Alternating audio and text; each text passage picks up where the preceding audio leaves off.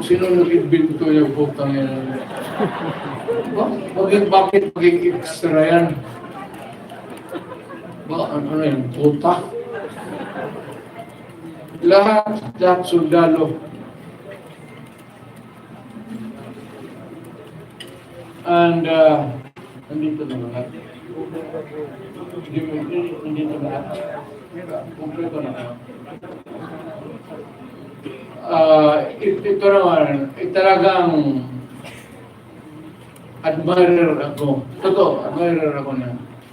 Maka-Duterte ito eh. Kaya,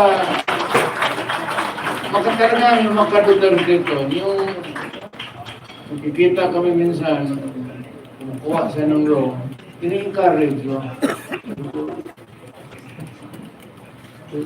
Tignan mo lang kung ano, medyo matrabaho lang na oras. Pero kaya mo. Ako sabi ko yan, balang araw makagawa na.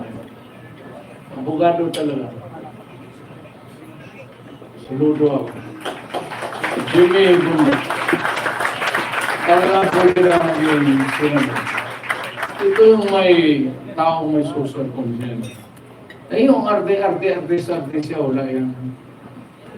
Usapin mo yung tao yung tapos sa yung trabaho ng acting.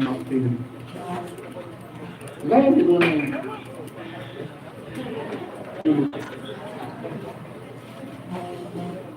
Kausapin mo nung wala na sa trabaho. Hindi yan madrama.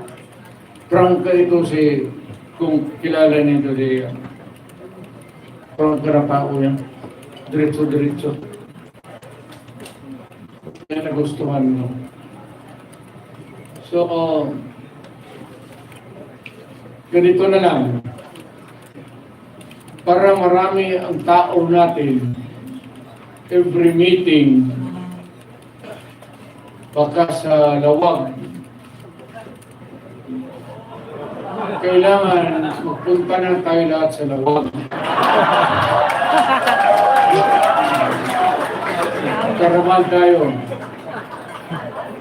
Baka sa sunod sa Bicol, at least para sigurado talaga na mayroon. Natin alam kung ano ang diskarte ng mga tao doon. Baka kukunti lang, kung pupunta kayo lahat, punta kayo ng Bicol. Ngayon sa Davao, Buanga. Punta tayo doon sa ticket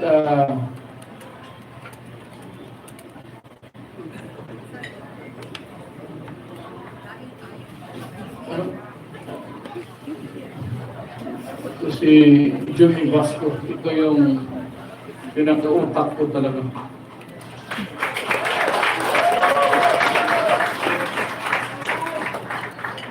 May pera tayo. Alam mo, wala tayo talagang pera.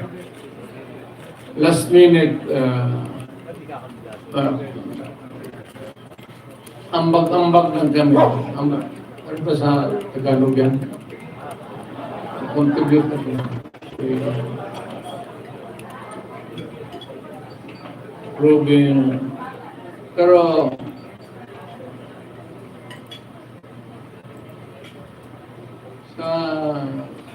kung pumunta kayo ng Davao, totoo, kung ticket-ticket lang, kaya ng mayor yan.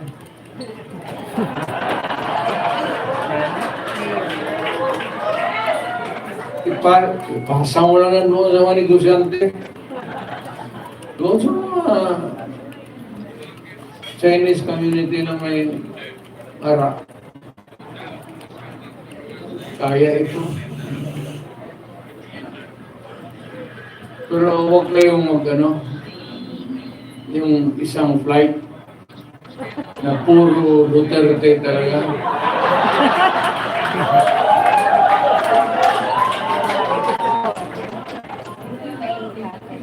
Kasi pag mag-take off yan,